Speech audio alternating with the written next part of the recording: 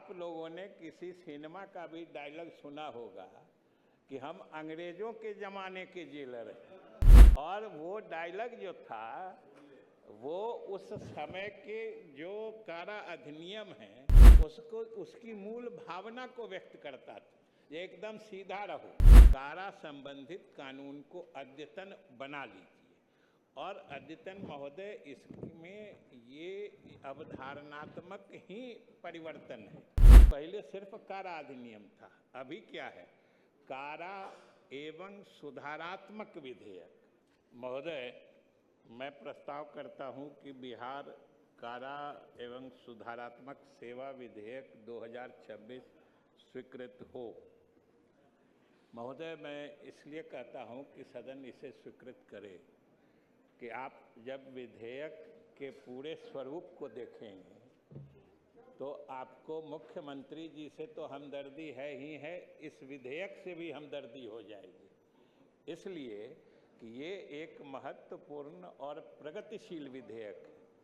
आप नाम में ही फर्क देख लीजिए कि पहले सभी में सिर्फ कारा रहता था, कारा प्रबंधन की जो अभी तक अवधारणा है, ये पूरी अवधारणा में जो परिवर्तन हो रहा है ये उन सब को समाहित करते हुए ये महोदय नया विधेयक राज्य सरकार ने लाया है। और आपको मालूम होगा कि अभी तक कारा प्रबंधन के संबंध में कारागार अधिनियम 1894 थे, ये अभी भी लागू है। बंदी अधिनियम 1900 थे महोदय, अभी भी लागू है। और बंदी अंतरण, मैंने जो कैदी का ट्रांसफ़र होता है उसके संबंध में भी महोदय ये 1950 का कानून अभी चल रहा था। तो सबसे पहला तो इस कानून को सरल और सुगम बनाने के लिए तीनों को निरसित करते हुए एक नया कानून बिहार कारा एवं सुधारात्मक विधेयक 2026 अभी हमने लाया है महोदय। और इसकी कई खासियत है कि सबसे पहले एक तो ये भी बता दें कि 2023 में भारत सरकार ने एक मॉडल कारा अधिनियम बनाया था और राज्यों को भी संसूचित किया था कि ये मॉडल हमने केंद्रीय स्तर पर बनाया है, आप भी इसको देख लीजिए और आप अपनी ज़रूरतों के हिसाब से अगर इसमें कोई मॉडिफिकेशन रूपांतरण चाहते हैं तो वो करके अपने यहाँ भी, लेकिन कारा संबंधित कानून को अद्यतन बना लीजिए।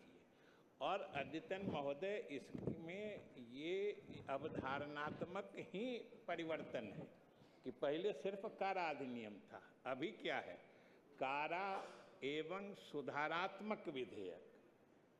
क्योंकि आज तक जो कारा का कंसेप्ट था, जेल की अवधारणा थी कि सिर्फ उसमें कस्टडी, मतलब आप घेरा में रहिए, और अनुशासन, और ये दोनों इस तीव्रता से लागू होते थे, इस प्रचंडता से लागू होते थे कि आप लोगों ने किसी सिनेमा का भी डायलॉग सुना होगा कि हम अंग्रेजों के ज़माने के जेलर हैं।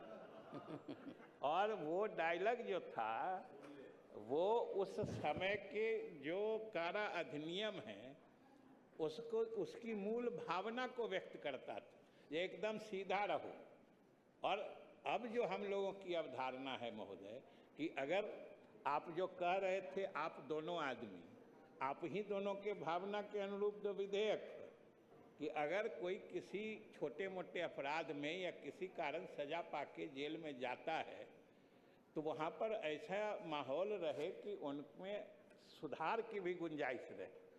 अगर कोई अपराधी एक अपराध करके कारा में जाता है और अगर अपने अपराध का पश्चाताप करके फिर उसमें सुधार होके आम नागरिक के रूप में जिंदगी जीना चाहता है तो उसकी भी गुंजाइश रहे। ये सब चीज़ों को ध्यान में रखते हुए ये नया कानून महोदय बनाया गया है। और इसमें सबसे आप जो कह रहे थे, हालांकि राहुल जी ने तो उस पक्ष का स्वागत ही किया है कि पहले कैदी का नाम रजिस्टर में रहता था, अब तो बायोमेट्रिक से लेके सब कुछ अलग अलग पहचान है। वो सब जो अद्यतन था वो किया गया है महोदय। और एक तो जो पहला आईपीसी सीआरपीसी चलता था उसके हिसाब से जो धाराएं सेक्शंस इसमें मेंशन थे उनको जो नया बीएनएस जो न्याय संहिता ये लागू हुई है महोदय, केंद्र सरकार ने उन पुराने अंग्रेज के ज़माने के नियम को बदलते हुए वर्तमान परिवेश के हिसाब से जो नया कानून बनाया है उसके हिसाब से उन धाराओं को इसमें प्रतिस्थापित किया गया है, पुराने आईपीसी सीआरपीसी धाराओं को बदलते हुए महोदय। और इसमें पैरोल का भी प्रावधान जो पहले था जिस तरीके से उसी तरीके से महोदय किया गया है। और प्रौद्योगिकी का जो पहले था जो आईटी डेवलप्ड आईटी का कैदियों के पहचान के लिए राहुल जी सही कह रहे थे, ट्रैकिंग की व्यवस्था की गई है, ये सही है और ये सब महोदय यहाँ किया गया है। वैसे कुछ चीज़ें महोदय हम लोगों ने जो केंद्रीय कानून है उनसे कुछ अलग भी रखा है। जो चीज़ हम लोगों के हिसाब से यहाँ पर जैसे जो विजिटर्स बोर्ड होता है, विजिटर्स बोर्ड में वहाँ आदर्श कारा अधिनियम में पहले वहाँ पर मॉडल में डिस्ट्रिक्ट जजेज को डाला गया था और सब डिविजनल जजेज को डाला गया था। यहाँ पर शुरू से जिला पदाधिकारी और जो एसडीएम होते हैं वो रहते हैं, हम लोगों ने उन्हीं को रखा है। तीसरी बात, जो एक सुप्रीम कोर्ट का रूलिंग आया था, जो एक शब्द था कुख्यात, hard and criminal, supreme court का कहना था अपराधी दो ही किस्म के होते हैं, एक जो हैबिचुअल आदतन अपराधी जो होते हैं और एक खतरनाक अपराधी होते हैं। ये तीसरा हार्ड एंड या कुख्यात, तो जो ये वर्गीकरण था जो सुप्रीम कोर्ट का निर्देश आया था उस हिसाब से केंद्रीय कानून में भी किया गया है, उसी हिसाब से महोदय हम लोग भी इसमें कर रहे हैं। और महोदय इस तरीके से अगर आप देखेंगे तो ये एक प्रगतिशील कानून है जो आज के ज़माने में कारा और सुधार को आपस में जोड़ा गया है कि कारा केवल संसीमन और उनसे डिसिप्लिन लागू करके उन पर उनको दंड के का ही भागी नहीं बनाया जाए, बल्कि उनमें सुधार करने की प्रवृत्ति भी जगाई जाए। क्यों तो उन लोगों को जो ये परिहार की सुविधा दी ही जाती है, अगर अच्छा आचरण कर रहे हैं तो सजा में 1/3 तक परिहार का भी प्रोविज़न है, अच्छा आचरण रहेगा तो ये सब प्रोविज़न डाल के महोदय ये कानून बनाया गया है जो अभी के समय से समीचीन है, उपयुक्त है और प्रगतिशील है। इसलिए हम सदन से दरख्वास्त करते हैं कि इसे सर्वसम्मति से पारित करें। प्रश्न है कि बिहार कारा एवं सुधारात्मक सेवा विधेयक 2026 स्वीकृत हो, जिसके पक्ष में हाँ कहें। केवल छूट गया बोलिए कि अख्तरुल ईमान जी कह रहे थे कि बच्चे जो जाते हैं जेल में उनको आप बच्चों को रख देते हैं, तो जो 18 से 21 साल के उम्र के लोग जाते हैं, बच्चों की तो बात ही छोड़ दीजिए, बच्चों का तो जुवेनाइल रहता है, वो तो अलग रहता है, लेकिन 18 से 21 साल के जो लोग कारा में जाते हैं उनके लिए भी महोदय तरुण वार्ड अलग रहता है, उनको अन्य अपराधियों से अलग रखा जाता है। और एक बड़ी महत्वपूर्ण जानकारी महोदय अख्तरुल जी ने दी, जो कैदी जेल से बाहर निकल के घर और घूम के जाके आके फिर जेल में चले जाते हैं, ऐसी समझिए संवेदनशील सूचना इनके पास रहती है, लेकिन इसको महोदय हम आज हम इस सदन में आपकी इजाज़त से इनसे यही दरख्वास्त करते हैं कि इस तरह की संवेदनशील सूचना अगर इनको मिले, जिसी वक्त मिले, तो उस कैदी के नाम के साथ सरकार को बता दें, सरकार तुरंत उस पर कार्रवाई करी। वरना अगर उस समय नहीं बताते हैं तो वैसे कैदियों को तो इन पर भी प्रोत्साहित करने का चार्ज लग जाएगा। प्रश्न यह है कि बिहार कारा एवं सुधारात्मक सेवा विधेयक 2026 स्वीकृत हो। विपक्ष में हाँ कहें, विपक्ष में ना कहें। मैं समझता पक्ष बहुमत है, पक्ष बहुमत है, प्रस्ताव स्वीकृत हुआ। बिहार कारा एवं सुधारात्मक सेवा विधेयक 2026 स्वीकृत हुआ। बिहार अपराध नियंत्रण संबंधी विधेयक 2026 प्रभारी मंत्री गृह विभाग। मैं प्रस्ताव करता हूं कि बिहार अपराध नियंत्रण संशोधन विधेयक 2026 को पुनर्स्थापित करने की अनुमति दी जाए। प्रश्न है कि बिहार अपराध नियंत्रण संबंधी विधेयक 2026 को प्रस्तावित करने की अनुमति दी जाए। विपक्ष में हाँ कहें, विपक्ष में ना कहें। मैं समझता हूँ पक्ष बहुमत है, पक्ष बहुमत है, प्रस्तावित करने की अनुमति दी गई। प्रभारी मंत्री महोदय, मैं पुनर्स्थापित करता हूं। यह प्रस्तावित हुआ। विचार का प्रस्ताव। प्रभारी मंत्री मैं प्रस्ताव करता हूं महोदय कि बिहार अपराध नियंत्रण संशोधन विधेयक 2026 पर विचार हो। जन्म जानने का प्रस्ताव माननीय सदस्य राहुल कुमार द्वारा विधेयक को जन्म जानने हेतु प्रस्तावित करने का प्रस्ताव दिया गया है। क्या माननीय सदस्य राहुल कुमार अपना प्रस्ताव मूव करेंगे? महोदय, मूव करेंगे। महोदय, लास्ट में सरकार ने माना है कि अपराध के तरीके चेंज हो रहे हैं और उसको लेकर कानून को बदलना चाहिए। महोदय, इसमें कुछ जो हमें लगता है, क्योंकि जो कम समय था तो कुछ संशोधन जो था इसको लेकर हम लोग को लगता है कि इस पर विशेष चर्चा होनी चाहिए। महोदय, खंड 15 में आपने जिला पदाधिकारी को अधिकार दे दिया कि जो सीसीए एक्ट के तहत 12 महीने तक के लिए, पूर्व में 6 महीने था। अब मान लीजिए किसी के ऊपर सरकार चाहती है कि नियंत्रण रखने के लिए, तो अब उसको 12 महीने के बाद फिर अगला सरकार 6 महीने 18 महीने तक उसको कभी हाईकोर्ट तक जाने का उसका मौका नहीं मिलेगा। तो इसको महोदय पूर्ववत रखने के लिए हम आग्रह करेंगे। उसके अलावा महोदय, सोशल मीडिया के प्रयोग द्वारा शत्रुता फैलाने अथवा किसी अधिकार का वैध प्रयोग या किसी वैध व्यवसाय व्यापार पेशे में बाधा डालना और असामाजिक गतिविधि के श्रेणी में लाया गया। महोदय, अब विद्वेष की भावना फैलाना, अब कई ऐसे प्रवक्ता भी सरकार के हैं कि पूरे टाइम विद्वेष की भावना फैलाते रहते हैं, तो क्या उन लोग को भी डालेंगे? तो इसको वेग नहीं रखना चाहिए महोदय, पूरा क्लैरिटी इसमें रखना चाहिए, ताकि परंतु यह संविधान के तहत मौलिक अधिकार जो है 19 और 21 उसका ये ना हो। आपने महोदय इसमें आईटी एक्ट के किसी एक मामले में चार्जशीट और एनसीआरपी पर केवल 3 शिकायतों को असामाजिक तत्व मानने का आधार बनाया है। अब एनसीआरपी में कोई भी जाके किसी का शिकायत कर देगा तो हो जाएगा। महोदय, कम से कम एफआईआर जो दर्ज हो जाए उसको कीजिए, जो जिस पे सजा हो जाए उसको कीजिए। सीधे एनसीआरपी में कोई भी व्यक्ति, एक तो वो पहले ही से वर्चुअल वर्ल्ड है, कौन कहाँ किसके खिलाफ क्या लिख रहा है यही पता करना मुश्किल है, ऊपर सीधे आप उसको दोषी बना दे रहे हैं। महोदय, कहाँ तक ये सही है?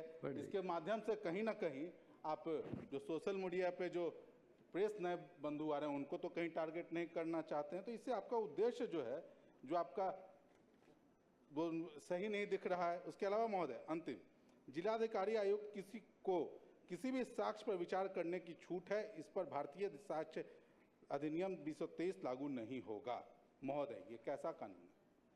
जिलाधिकारी आयुक्त केवल विश्वसनीय एवं विधिक रूप से एडमिसिबल प्राथमिक साक्ष्यों को आधार बनाया जाए तथा अफवाह बेबुनियाद पुलिस इंटेलिजेंस पर कार्रवाई नहीं होगी। अब कोई जाके कहीं कुछ कह देगा उस पर आप कार्रवाई कर दिया तो महोदय, प्रश्न है कि बिहार अपराध नियंत्रण विधेयक 2026 दिनांक 31 जुलाई 26 तक जनमत जाने प्रचारित हो। जिस विपक्ष में हाँ कहें, जो इस विपक्ष में ना कहें। मैं समझता विपक्ष में बहुमत है, विपक्ष में बहुमत है, प्रस्ताव अस्वीकृत हुआ। प्रश्न है कि बिहार अपराध नियंत्रण विधेयक 2026 विचार हो। जो विपक्ष में हाँ कहें, जो विपक्ष में ना कहें। मैं समझता पक्ष में बहुमत है, पक्ष में बहुमत है, प्रस्ताव स्वीकृत हुआ। अब मैं खंड सा लेता हूँ। खंड 2 एवं 3 में कोई संशोधन नहीं है। प्रश्न यह है कि खंड 2 एवं 3 इस विधेयक का अंग बने। जिसके पक्ष में हाँ कहें, जो विपक्ष में ना कहें। मैं समझता हूँ पक्ष में बहुमत है, पक्ष में बहुमत है, प्रस्ताव स्वीकृत हुआ। खंड 2 एवं 3 इस विधेयक का अंग बने। खंड 4 में एक संशोधन है। क्या माननीय सदस्य श्री सुलेमान अपना समूह करेंगे? माननीय अध्यक्ष महोदय, मैं अपना प्रस्ताव पेश करता हूं। क्राइम को कंट्रोल करना सरकार की जिम्मेदारी है और समय समय पर कानून बनाना उनकी जिम्मेदारी है। कानून कठोर बने सही है, लेकिन कानून का दुरुपयोग नहीं होना चाहिए, इसका ख्याल रखा जाना चाहिए। मैं जिस बिंदु पर अपना प्रस्ताव देना चाह रहा हूं सर, वो ये है कि सोशल मीडिया का दुरुपयोग यकीनन नहीं होना चाहिए। उसके लिए कोई कंडक्ट बनना चाहिए हमारा। अभी कॉकरोच जनता पार्टी ने सबकी जड़ें हिला दी। अब नहीं चाहता है कि कोई मैंने इस पर सोशल मीडिया पर कोई किसी के बारे में लिखे। यकीनन है गैर कानूनी चीजें नहीं लिखी जानी चाहिए, लेकिन जो लोकतांत्रिक मूल्य है उस पर लिखने की इजाजत होनी चाहिए। मैं इसमें जो असल बात कहना चाह रहा हूं सर, मैं नई पीढ़ी के बारे में चिंतित हूं। सोशल साइट के इस्तेमाल से हमारे बच्चे बर्बाद हो रहे हैं। इसलिए हम ये कहना चाह रहे हैं कि ऑस्ट्रेलिया जैसे विकसित देश में सर 16 बरस से कम उम्र के बच्चे सोशल साइट का इस्तेमाल नहीं कर सकते। तो हमारे यहाँ भी ये कानून लाया जाए कि गरीब बिहार है, निरक्षर बिहार है, पलायन वाला बिहार है, हम अपने बच्चे के भविष्य को बचाना चाहते हैं और 16 बरस से कम की उम्र बच्चे को सोशल साइट के इस्तेमाल करने की इजाजत नहीं होनी चाहिए। यदि अपने माता पिता या किसी के जरिए से इसका दुरुपयोग कोई बच्चा करता हुआ पकड़ा जाए तो उसके माँ बाप को दंडित किया जाए सर, ये कानूनी प्रावधान लाया जाए सर, ये नैतिक मूल्यों को सामने में रखकर सर। प्रश्न है कि विधेयक के खंड 4 प्रस्तावित संशोधन की चौथी पंक्ति के शब्द हो एवं शब्द या के बीच निम्न शब्द समूह अंत स्थापित किया जाए कि 16 वर्ष से कम उम्र के बच्चों को भी सोशल मीडिया के ऐसे प्रयोग से प्रतिबंधित किया जाएगा। अगर वैसे प्रतिबंध को तोड़ते हों उनके साथ माता पिता भी दंड भागीदार होंगे। जिसके पक्ष में हाँ कहें, जो इसके पक्ष में विपक्ष में ना कहें। मैं समझता विपक्ष में बहुमत है, विपक्ष में बहुमत है, स्वीकृत हुआ। प्रत्येक खंड 4 विधेयक अंग बने। जो इसके पक्ष में वहाँ कहें, विपक्ष में ना कहें। मैं समझता हूँ पक्ष बहुमत है, पक्ष बहुमत प्रस्ताव स्वीकृत हुआ। खंड 4 विधेयक अंग बना। खंड 519 तक कोई संशोधन नहीं है। प्रश्न 1 खंड 519 इस विधेयक अंग बने। जिसके पक्ष में हाँ कहें, जो इस विपक्ष में ना कहें। मैं समझता हूँ पक्ष में बहुमत है, पक्ष बहुमत प्रस्ताव स्वीकृत हुआ। खंड 519 विधेयक अंग बने। प्रश्न 1 खंड 1 विधेयक अंग बने। जो इसके पक्ष में हाँ कहें, जो इस विपक्ष में ना कहें। मैं समझता हूँ कि पक्ष बहुमत है, पक्ष बहुमत प्रस्ताव स्वीकृत हुआ। खंड 1 विधेयक अंग बना। प्रश्न 1 प्रस्तावना विधेयक अंग बने। जिसके पक्ष में हाँ कहें, जो उसके विपक्ष में ना कहें। मैं समझता हूँ पक्ष बहुमत है, पक्ष बहुमत प्रस्ताव स्वीकृत हुआ। प्रस्तावना इस विधेयक अंग बनी। प्रश्न 1 के नाम इस विधेयक अंग बने। जिसके पक्ष में हाँ कहें, जो इसके विपक्ष में ना कहें। मैं समझता हूँ पक्ष बहुमत है, पक्ष बहुमत प्रस्ताव स्वीकृत हुआ। नाम इस विधेयक अंग बना। स्वीकृति का प्रस्ताव प्रभारी मंत्री। महोदय, मैं प्रस्ताव करता हूं कि बिहार अपराध नियंत्रण संशोधन विधेयक 2026 स्वीकृत हो।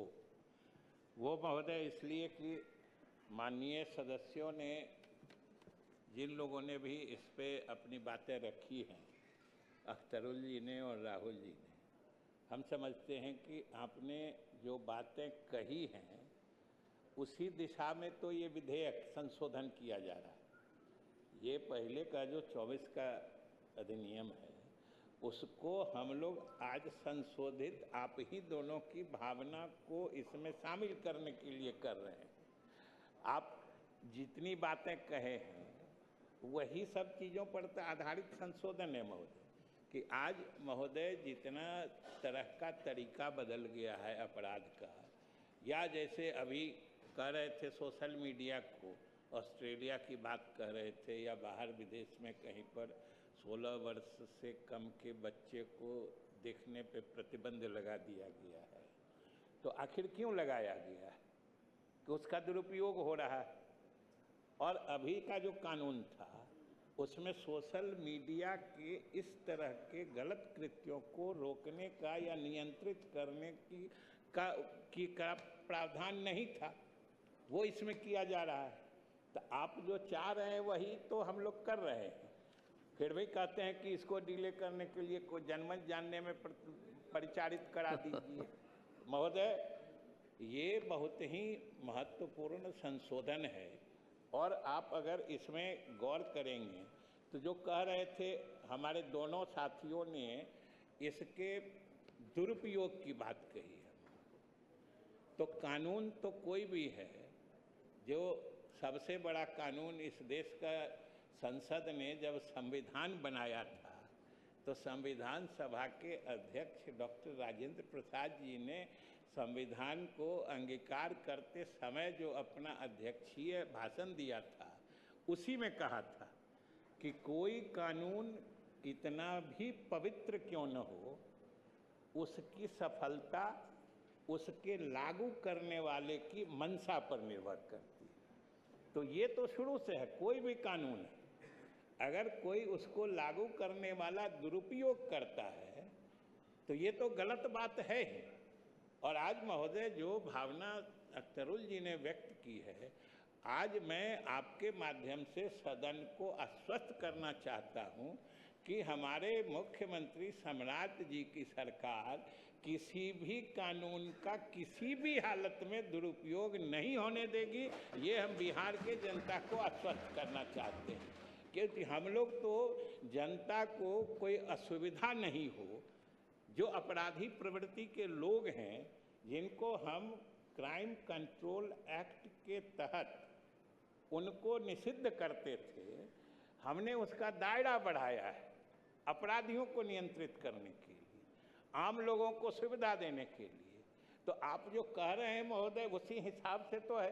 अब इसमें अब पहले जैसे देखिए कि तस्करी में महिलाओं एवं बच्चों की तस्करी लिखा हुआ था कानून में, अब उसमें बहुत सारे लोगों को तो बच्चों की तस्करी में आजकल तो कोई नौकरी कराने के लिए लेके चला जाता है, तो उन सब के साथ मानव तस्करी शब्द जोड़ दिया गया है इस संशोधन में, देखिएगा। तो ये तो उसके स्कोप को और ब्रॉडन वाइडर किया गया है, जिससे कोई भी दाएं बाएं घूम के किसी तरह की तस्करी मतलब मानव की तस्करी नहीं करे, ये किया गया है महोदय। अब सोशल मीडिया पर आप बात कर रहे थे कि ये संविधान से लेके हमारे कानून में है कि जाति, धर्म, भाषा इत्यादि के आधार पर कोई विद्वेष या घृणा फैलाने की कोशिश करता है तो ये दंडनीय अपराध हमारे कानून में महोदय घोषित था। अब आजकल सबसे आसानी से, सबसे त्वरित गति से घृणा या कोई बात किस तरीके से महोदय फैलाई जाती है। आज उसका चाहे वो चीज़ समाज के लिए उपयोगी है अगर सही उपयोग हो सोशल मीडिया का, लेकिन आज सोशल मीडिया के माध्यम से जिस तरीके से घृणात्मक बातें भी फैलाई जाती हैं, आखिर उस पर नियंत्रण करना ये सरकार का दायित्व है।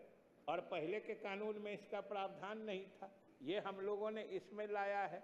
और इससे आप जो कह रहे हैं किसी सही सकारात्मक सोच के वाले सोशल मीडिया को या किसी मीडिया हाउस को ये जरा भी आशंकित होने की जरूरत नहीं है कि हम लोग इसके दुरुपयोग के लिए लाएं। और हम आजकल तो एक से एक उदाहरण आ रहा है, जब मीडिया के खिलाफ मीडिया ही दुष्प्रचार में लग जाता है महोदय। जब कहीं कोई, हम लोग तो राजनेता तो आसानी से निशाने पे रहते ही हैं महोदय, ये तो सबसे मैंने सॉफ्ट टारगेट है। किसी तरह सरकार के अंग, चाहे राजनेता हो या हमारे पदाधिकारी हो, तुरंत मीडिया में उनके खिलाफ बातें आने लगती है। लेकिन इसके दुरुपयोग या इसके गलत दिशा में जाने की स्थिति यहाँ तक बनती है कि अब मीडिया भी एक दूसरे के खिलाफ इसका उपयोग करने लगते हैं। तो महोदय इसको तो नियंत्रण के दायरे में लाना आवश्यक प्रतीत होता था।